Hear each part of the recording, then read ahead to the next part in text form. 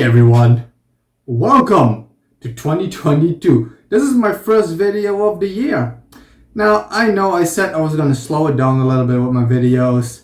I didn't think I'd slow it down this much, but that's kind of the freedom I was looking for, because last year I did one video a week for the entire year.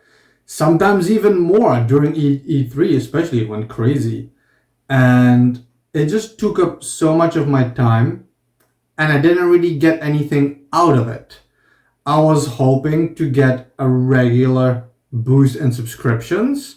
For even if I got like 2 subs a month regularly, I would have been happy. But my channel has just been stagnating, and for all the work that I put into it, it just wasn't worth it, because I was putting a lot of my other projects on the back burner. And this year, I'm taking those projects off the back burners and I'm putting them in the front. This is more important. And I'm putting the fun back in YouTube. So now if one week I'm like, I don't feel like recording, and I just don't record. But I still love making videos. And one of my favorite things to make videos about is to talk about games that I love. And 2021 was absolutely stacked with incredible video games. I didn't even get to play all the video games I wanted to play, but I played a lot of the ones that I was really looking forward to. And let's talk about these games.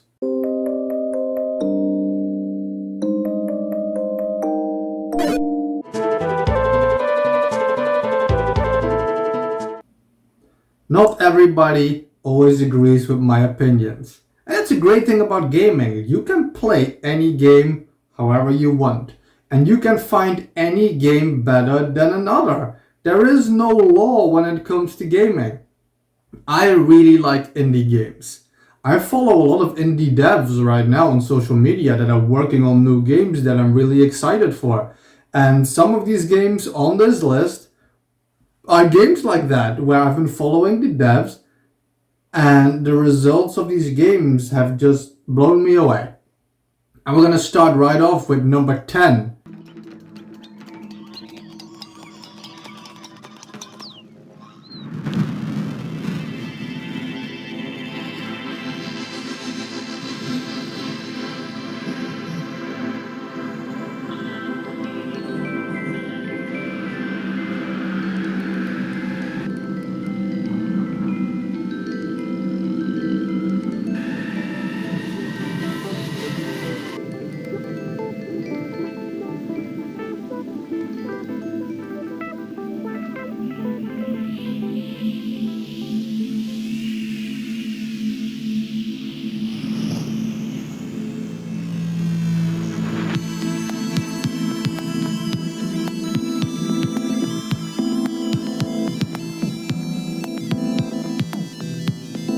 It's England by Netflix. I like Netflix as a dev. He did, for example, Affordable Space Adventures and the Knet series, Knet Underground being one of my top 3 favorite indies of all time. Netflix is a master in atmosphere. That's why I love Knet Underground so much. And England is a platformer. And platformers are some of my favorite video games. But it's not just a platformer. England is a platformer without platforms. I love having new experiences in gaming, playing games that you just never really played before. And England is incredible. So you're just looking for the goal in a level. There's some things you hidden objects you can find, but the mechanics are very simple. They're so simple, in fact, that Netflix made it a point to really focus on accessibility. You can play England with one hand. It is just that simple. It's very intuitive. So you just move like a squid. It's physics based, and you have a dash. When you perform the dash, the character stops, and then it charges a dash, and you dash into a new area.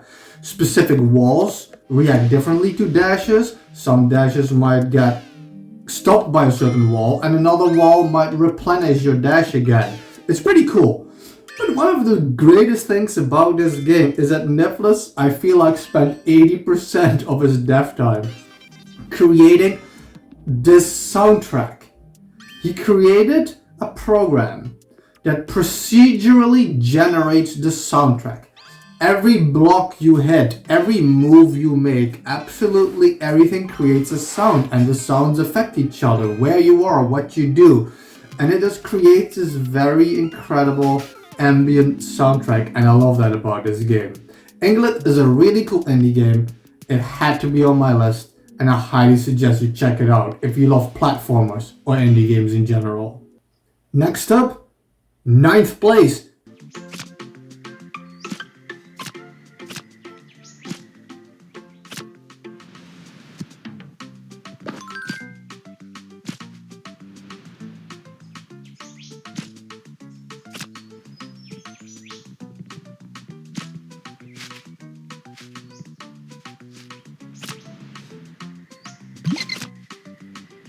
We have Webbed by Sbug Games, or Sbug Games, I'm not really sure yet how to pronounce it. This is the game that I've been following the development of. Now, I have arachnophobia. I'm doing all kinds of different things to combat my arachnophobia. I have a spider tattoo, actually. I love spiders in fantasies and in movies. It's strange when it comes to me. But the greatest spiders that you just cannot be afraid of, that are just the cutest things, are jumping spiders. Webbed follows a female jumping spider. The boyfriend gets captured by a raven, I think, or a crow, and you travel the lands to rescue him. And it's another physics-based type game where you swing around in a web, a la Bionic Commando or old school Spider-Man games. I don't know why I really like swinging mechanics in video games. And Webbed kind of took that and they evolved it. So you can swing around, but you're a spider. So something you can do is you can create webs. So you stick a web to a tree, to a branch, to the floor, and you can create like an actual web. Bugs can get caught in that web, and then you can eat them. You can find like little spiders and hidden things, the power-ups, so you travel these lands. But one of my favorite things about Web is the writing. So the world is sectioned off into 4 kingdoms. You have, among other, you have like the dung beetles, you have the ants, you have the bees, there's all these different kingdoms. And every kingdom has their own story going on. For example, when you go to the ants, you have the ants fighting another clan of ants, so you're helping them prepare like an ant tank. And you're going through the level, locating the legs, for example, to put this tank together. So you're using your web to pull it up, but then you have to use another web to pull that up, and then you shoot another web from the rock to pull it towards you. It's very physics-based, and the web plays a very heavy function in this game, and it's always fun. It's never not fun. You go to the bees, for example, they're hailing their new queen, and the dialogues between all the characters, it's just so good.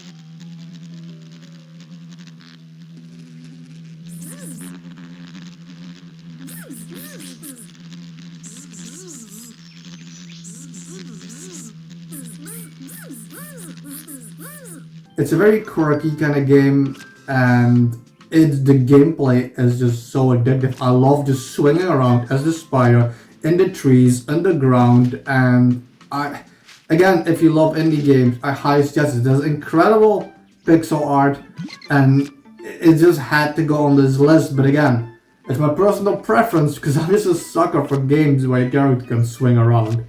On 8th place, and this might make people mad,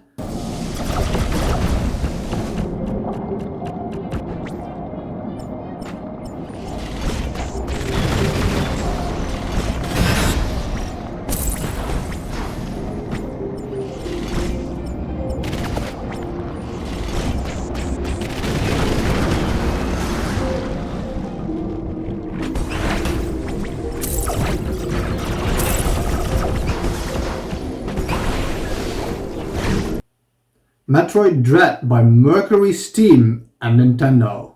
Let's get the first thing out of the way. I love this game. I absolutely loved Metroid Dread. I thought it was extremely atmospheric. I love being under the water with giant squids. I love being in the dark when the electricity didn't work. You have small blinking lights everywhere. And all you saw were like the blinking lights, the lights from your visor and your suit. It created such an awesome visual effect. I loved it. I liked just moving around, jumping around. You had like the forest area being underground with like the rocks and the water and stuff.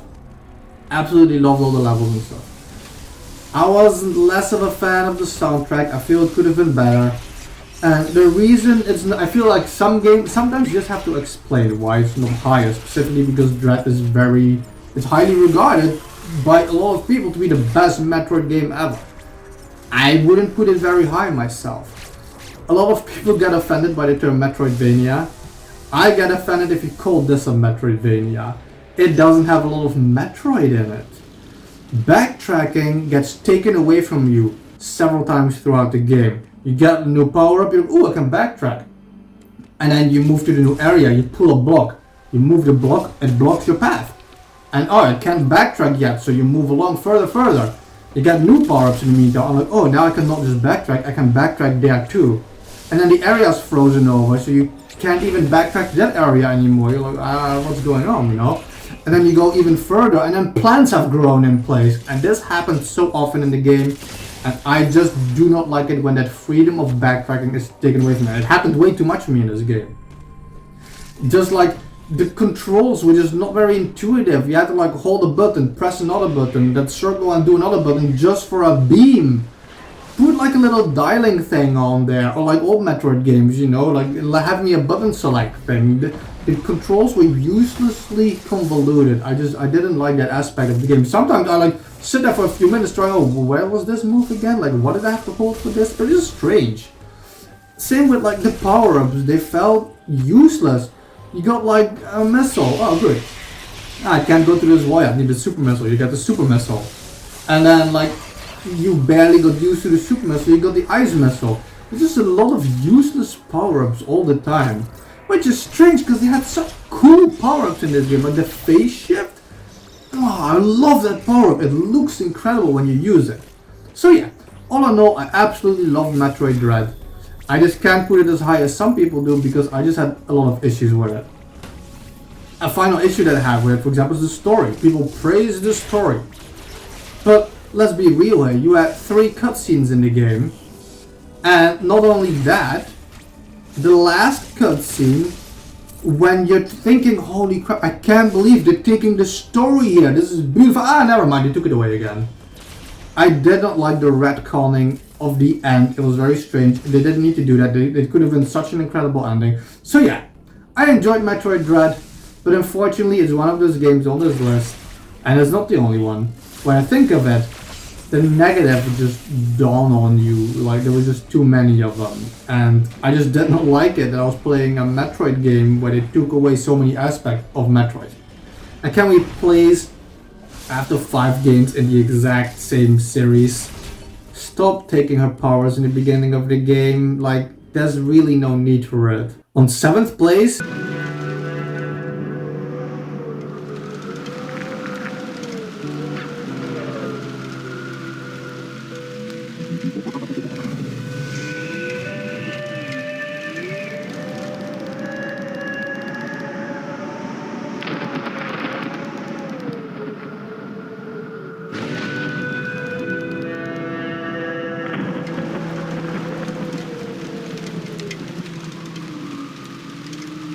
we have Exo 1 by X-Bladedeath.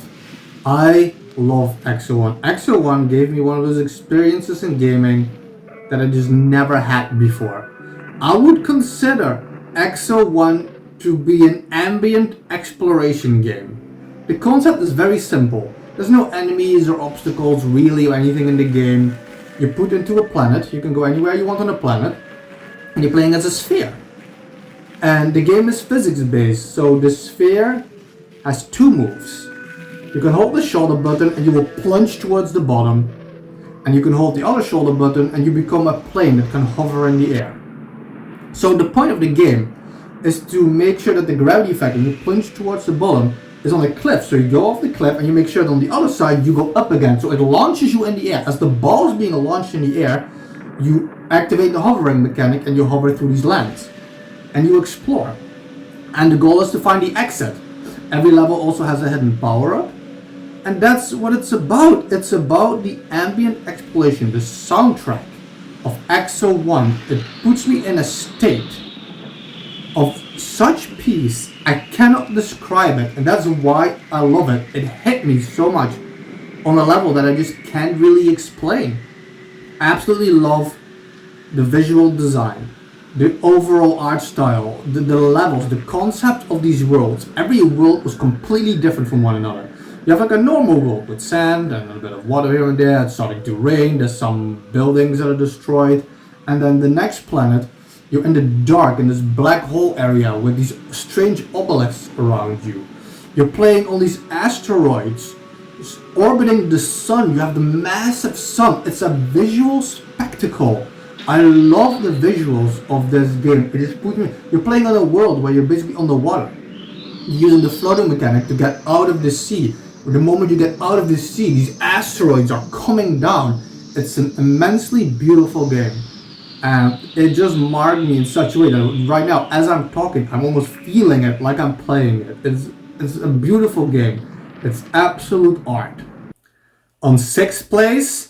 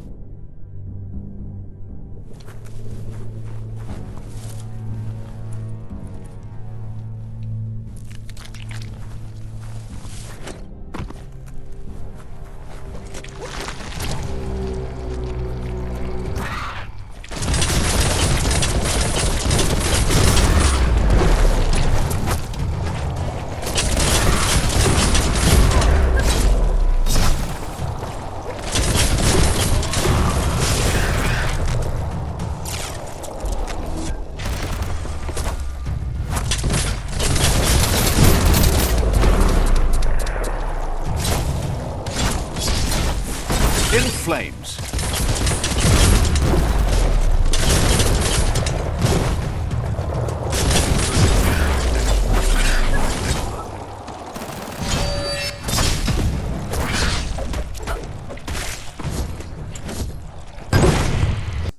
Biomutant by Experiment 101. I love Biomutant. I love the world they created. Unfortunately, it's one of those games where I have some issues with it, but we'll get into that in a little bit. I like Biomutant because it's an open world post-apocalyptic game. There's something about this type of games. But Biomutant creates a certain narrative. There's a narrator who narrates the game. You're an animal, you're a mutated animal. You can create your character in the most awesome character creator I've ever seen. For example, if you want to make your character, there's stats you can choose. If you want to make the character faster, he gets bigger legs. If you want to make him stronger, he gets a stronger upper torso. If you want to make him smarter, he gets a bigger head. I love it. You're so free to choose. You can choose from several classes, from several species. I made mine kind of look like a rat. I based him a little bit off my sugar glider that passed away. But you can make it look like a giant giraffe. There's such a variety. I love the fur effect. You can choose patterns and colors. You're very free in creating a character. You're not just free in creating a character, even the weapons in the game. So there's combat that you learn from different clans. There's all kinds of super moves like psychic attacks. And the weapons, you put them together. You have, for example, the barrel, and you put the stock there, and you choose what kind of ammunition you want on that. And you put it all together with like Asperger's elemental type. I've never seen it before, the way you can put together your own weapon. I love how much you can customize your character. I love the narration. I love how the game visually looks, even though it looks a little bit less impressive than what they originally showed. I still love it. I like the world. I like roaming around. But this game has a very big issue. One, it has strange glitches. and not the kind of glitches I like, because I don't care if a game has glitches. If you have an open world game, you're gonna have glitches. But Biomutant has strange glitches in the sense, for example, you're roaming around in this building, you're finding these chests. There's a little marker on the chest, so you can open the chest. Oh, there's a marker on another chest. You walk towards the chest, the marker disappears. Why is that? So you walk away, the marker reappears. Okay, going back to the chest, the marker disappears again. This game has something, and it took me a really long time to find out, where if there is an item that is quest related, You lucked out there. it will be marked like you can interact with it, but then the closer you get, it removes the interaction, and I only really late find it out is because you need to have the quest activated. It's like, just don't let us be able to interact with these items. It's really strange. But the biggest problem I have with this game is game design wise, where Biomutant uses a good and bad system. I don't think I've ever found a game that uses a good and bad system that I actually enjoy in the way it was meant. Because there's no effect, there's no real repercussions. For example, there are certain moves you can attack if you're a good person, and there's certain moves you can learn if you're a bad person. Most of your actions would make you a good person, but you can still just artificially inflate the bad and still learn that move anyway. Not only that, when you join a clan, there's 6 tribes you can join. 3 tribes are good, 3 tribes are bad. The bad ones want to destroy the tree and tear apart the clans. Everybody should be by themselves. The good ones want to save the tree and reunite all the clans. The choice doesn't matter. There's no difference between any of these clans, really. Not only that, there was one good clan that wanted to save the tree and separate the tribes. It was written in the description when you talked with them. So I'm like, okay, I'm joining this one. But it was just a mistake in the writing that doesn't actually exist. I feel there's just, I do not like it when games have artificial choice. There was no real choice. You're either good or you're bad. That kind of affects the ending of the game, and that's it. But nothing in between matters. You can switch tribes, you can do this. So it doesn't really matter if you're good or bad. The only thing it affects is if you're more good than bad, certain characters might join you. And if you're more bad than good, they might refuse, but others might join you. But again, you can just change it whenever you want. It doesn't really matter. And I don't like I said, I don't like artificial choice in games. Overall though, I absolutely do love Biomutant. I love the world it creates. I love the freedom you have to traverse the world. I like the post-apocalyptic settings. You have these domes that are either really poisonous or chemical. There's different irradiation, for example. There's different varieties of it. And I just like roaming around this world, finding these people in these villages, having all these things to do, all these things to find. It's like you never notice how much time passes when you're playing the game. I was a huge fan of A Way Out. I'd never played a game like that before, where you're playing couch co-op, 2 players, and you're playing the same game, but you have different characters, you're doing different things, but everything interacts with each other. It was brilliant game design. And Haze Light Studios made another game. So, why do we need to follow those wooden dolls? The book said we have to make the 2 meet. So what? Let's just do it. We need Rose's letter to break the spell. And off they go.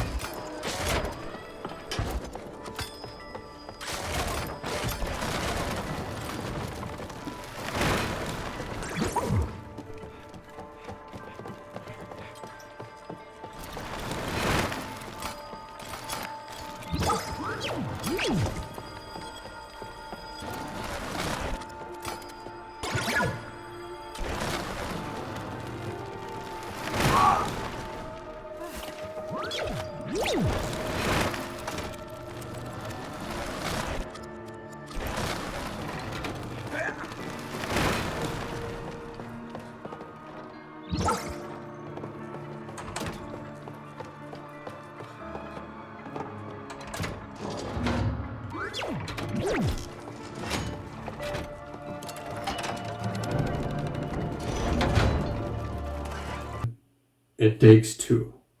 I want to specify one thing.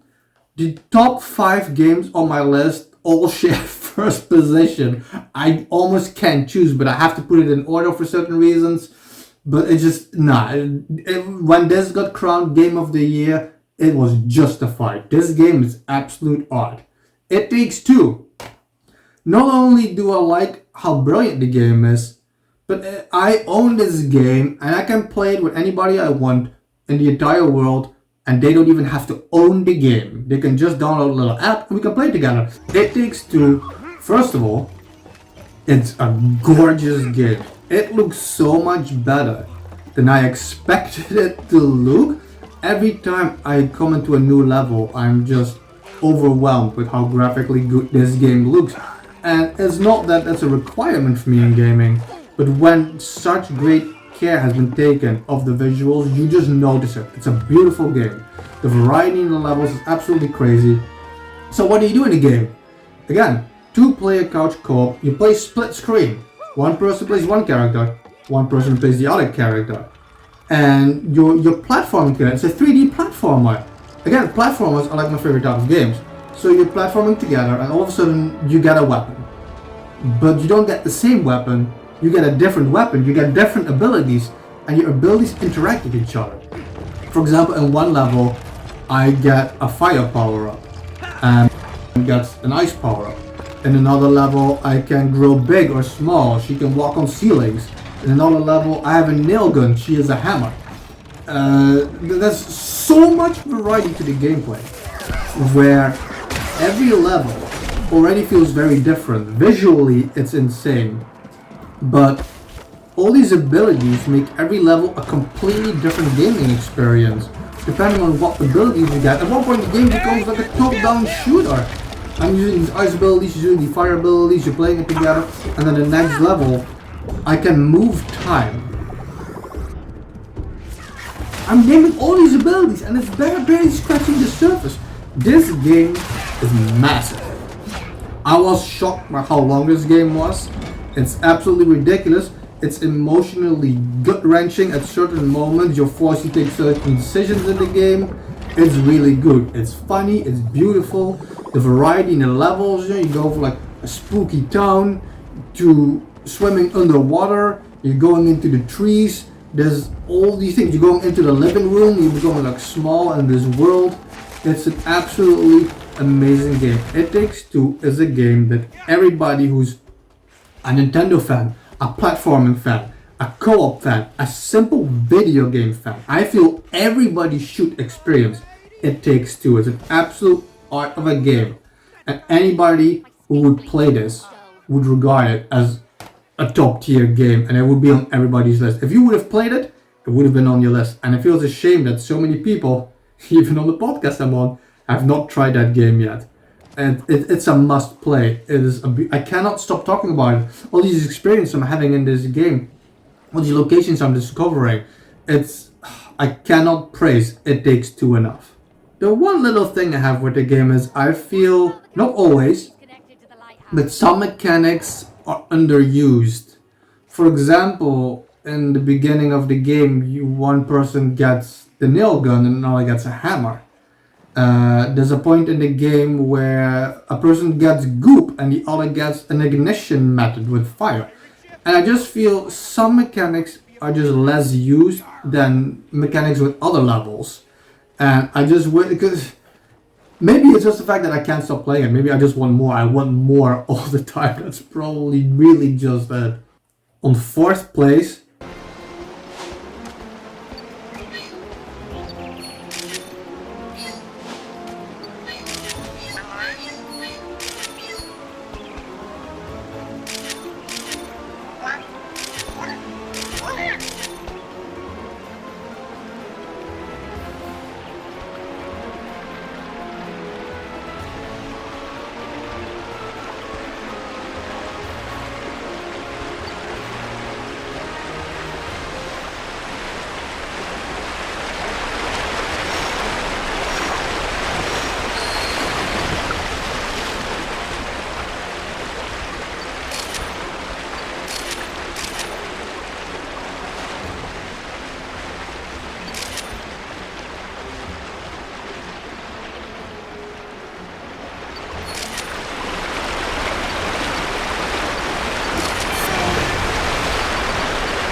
by Bandai Namco.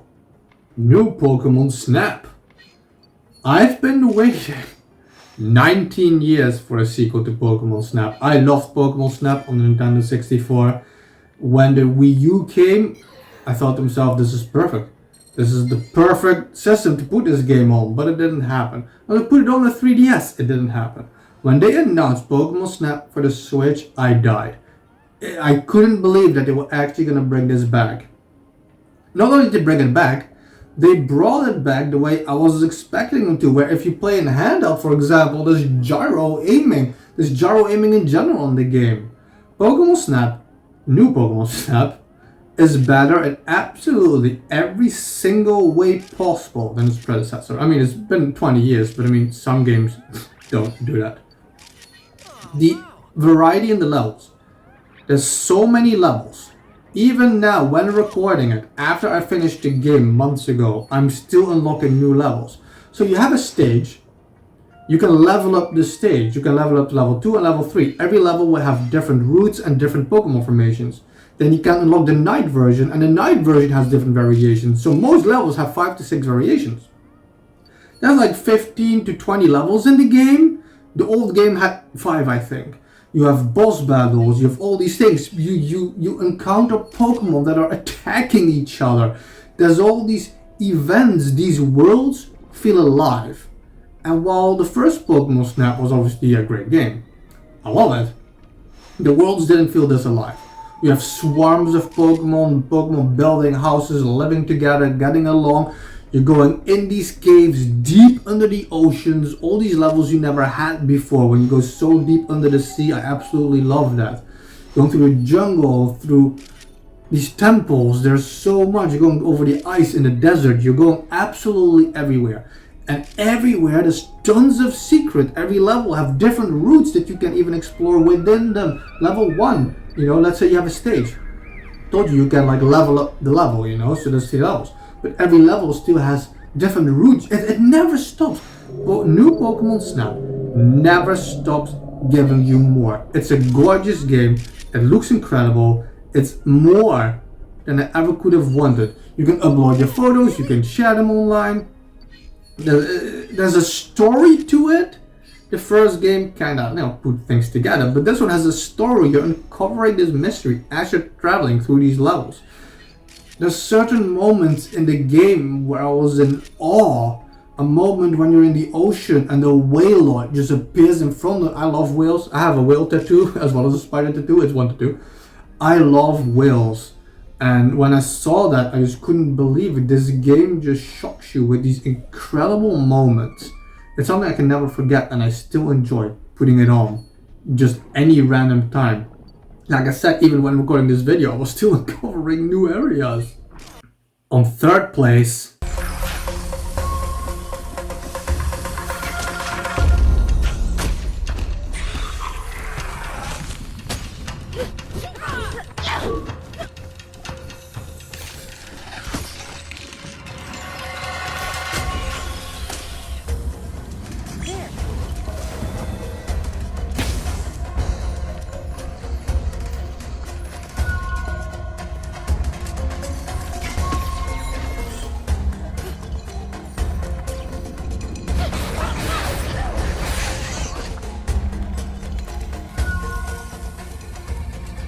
we have another indie game, Kena, Bridge of Spirits.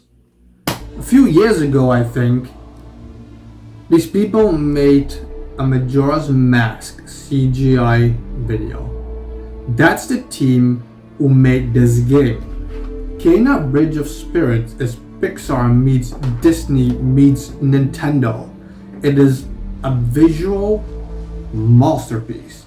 It's hard to believe this game was made by by a small team. Like, it's a small indie game, but it doesn't feel like it. The levels are usually walking around. The point is to heal the forest. The forest is hurt. Kena, she's looking for spirits to help resolve the issues so they can move on. But at the same time, you're saving the forest, so it's very nature heavy.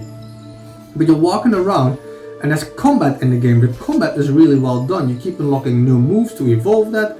But there's also platforming like Uncharted or Darksiders. And there's puzzle solving like Zelda. You have the rod that you move around like Pikmin. There's so many elements that just nothing feels like it shouldn't be there. It's not like, oh, let me put some of this in there. No, it feels like it's its own complete game. But there's these little elements taken from everywhere from other games, and it's so good. And on top of that, the animation style, the visuals are ridiculous. It's like you're watching an animated movie. The cutscenes in this game are so beautiful. They're so well done. And not only all of that, it has a soundtrack, and I couldn't believe how good the soundtrack in Kena was.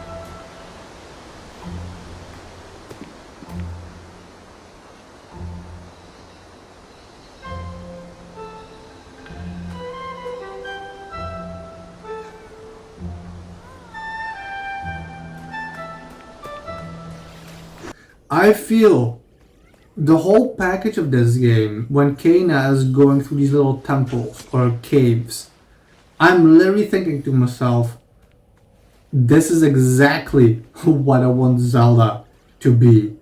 Kena Bridge of Spirits by Ember Lab is an incredible game where if you like The Legend of Zelda or 3D games where you're walking around, combat and stuff, just exploring, trying to uncover this mystery. It's an emotional journey.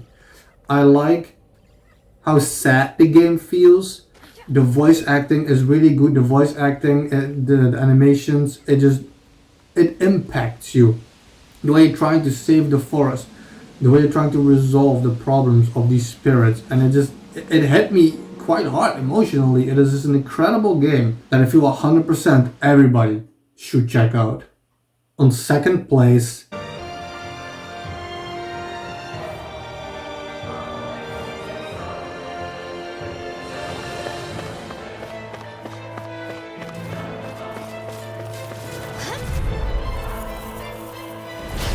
No backing down! I see one, eh? Air throw! Lightning throw! Rising Phoenix! No shield can stand up to these fists! Armor won't save you! It's over! Its armor's too strong! Be my guest! I never miss! Kids in the wind! Sleep now! We're not finished! Demon Tail! You're mine! Destruction! Why confiscated? You escape! More! Look sharp! Lightning Tiger Blade! we have Tales of Arise. I was looking forward to this game for so long, and I played the demo and I absolutely loved it. There's so much to Tales of Arise. The main thing is, and the Tales game do this, I feel, better than most games, where you get so emotionally connected to every single character. Every character has a story, every character has a goal, and somehow they intertwine together and they bond, and you're starting to feel for all of these characters. It's so well done. The soundtrack, has to be mentioned, is God tier. Motoi Sakuraba, he does the soundtrack for the Tales of series. And the Tales of franchise has a very specific soundtrack that you always kind of recognize. But Motoi Sakuraba, he also did the soundtrack for Baten Kaitos, my all-time favorite video game of all time. He also makes his own music, his own original music that resembles Baten Kaitos a lot.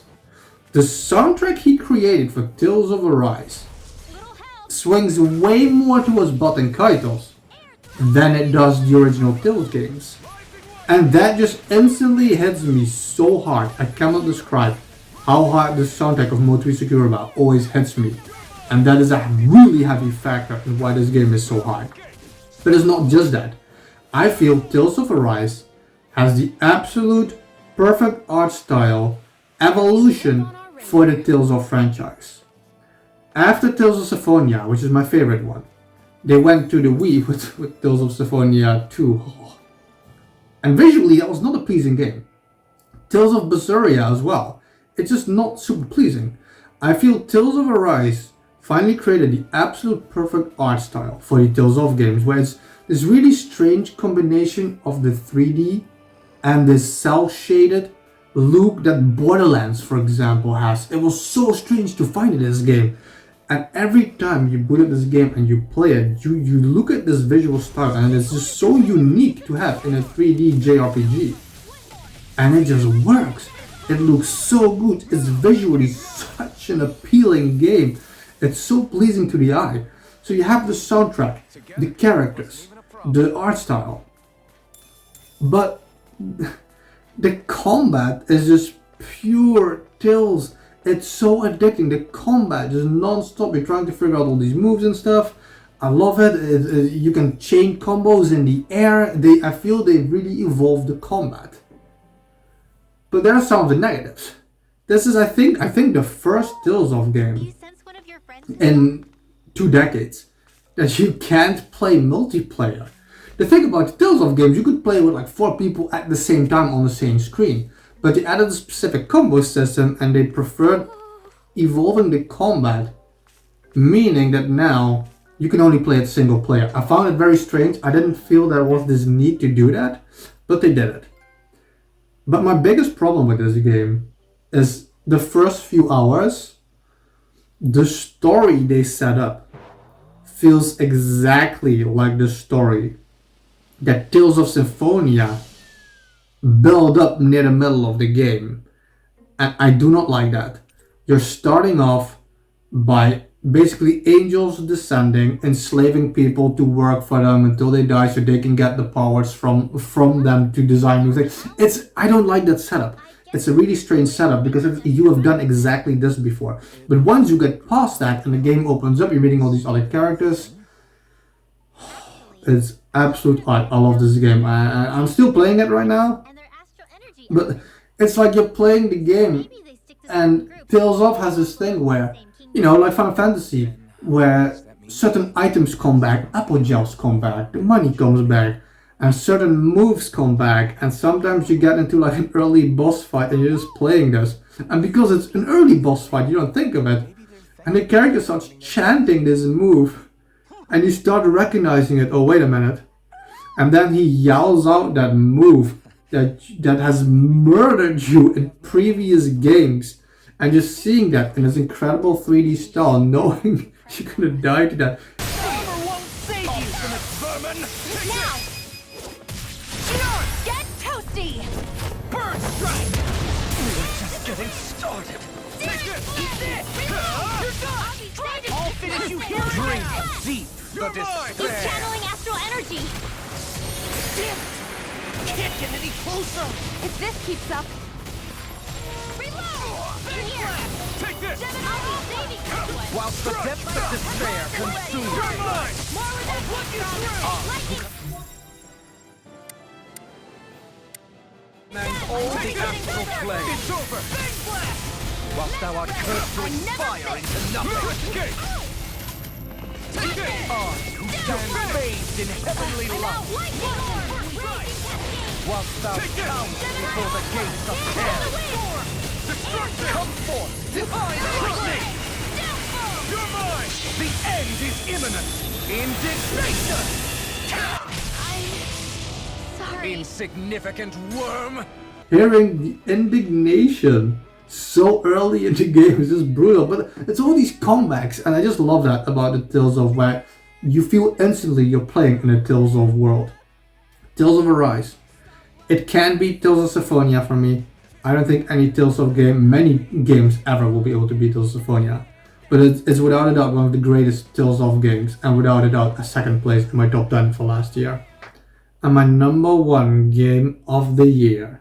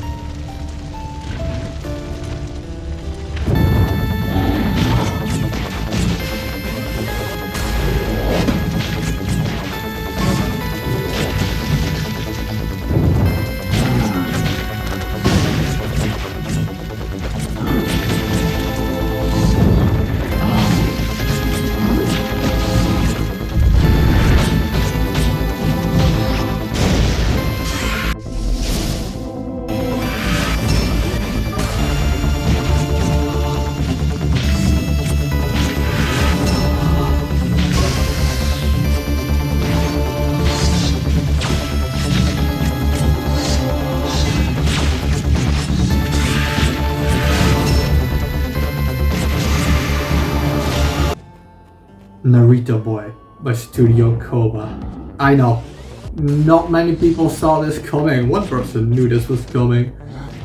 Narita Boy hit me like an emotional nuke. First off, the game, visually, it's absolutely incredible. It's an indie game, small studio. It's very Tron-like. It made me think a lot of Kabuki Quantum Fighter on the original NES. You have a creator. The creator created a game. And the game revolts against him and steals memories. A protocol activates where you go inside the game and you are Narita Boy. And your goal is to liberate the 13 memories of the creator so he can save the digital kingdom. The great thing about it is the narrative, where everything is a program and has a function, but not a lot makes sense. You have stallions is weird. Why is Narita Boy moving like this? The program and the motherboard and a floppy disk. It's a very retro game. It's very 80s. But not a lot of things make sense.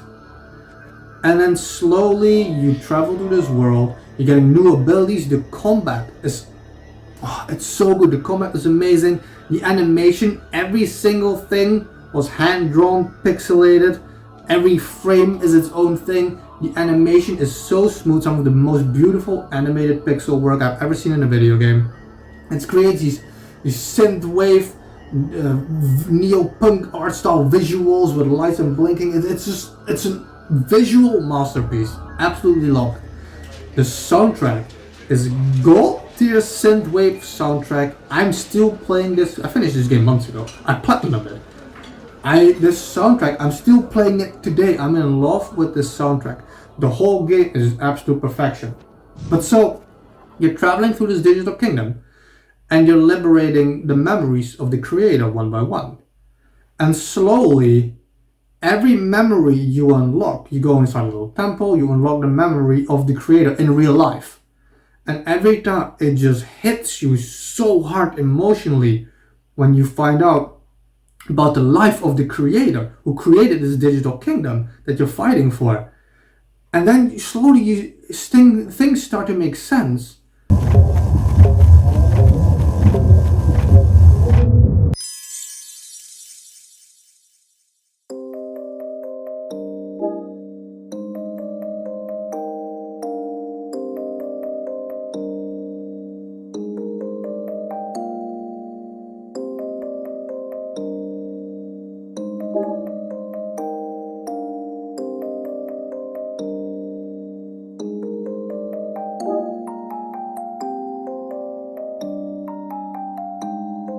Every memory you unlock something where more and more of the digital kingdom starts making sense.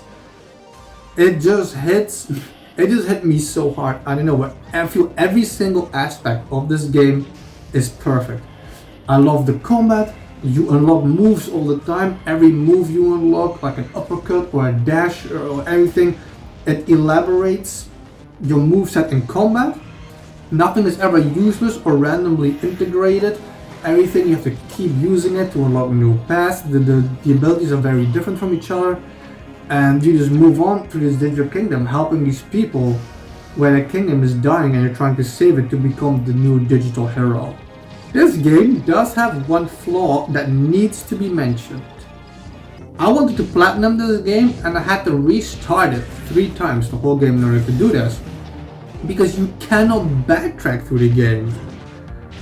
And I do not understand why, because there's no logical reason story-wise why you wouldn't really be able to go back to the other areas. I do not know why this decision is made.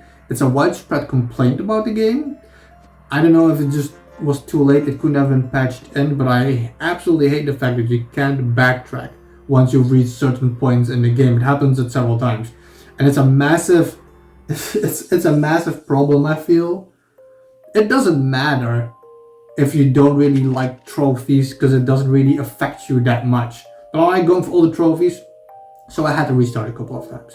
Either way, my #1 game of the year, Narita Boy. The combination of technology and nature set in this digital kingdom as you go on this emotional roller coaster where every time the new memories hit you like a nuke. Incredible boss fights. They keep introducing new enemy types all the time, over and over. It never stops. The game just is on a crescendo, and it doesn't stop going up and being more incredible and hitting you. It's throwing all these new gameplay elements at you non-stop. It doesn't stop. Absolute art. Narita Boy was without a doubt my game of the year of 2021. There you have it. That's my video. It's a pretty long video. It's been a while since I had one, and I just wanted to give every game the time it deserved. Last year was incredible for gaming. This year is gonna be even bigger. And I won't be able to play absolutely everything this year. You just can't. You gotta make some choices.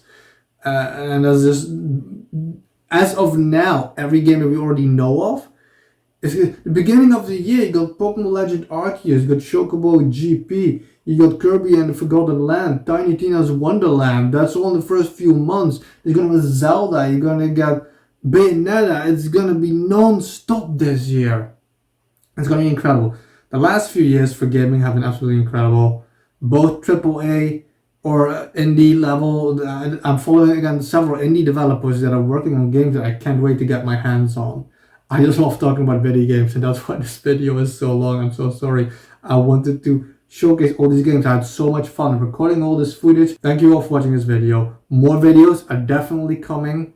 I'm just taking my time more so that it stays fun for me. Thank you all for watching, and stay real.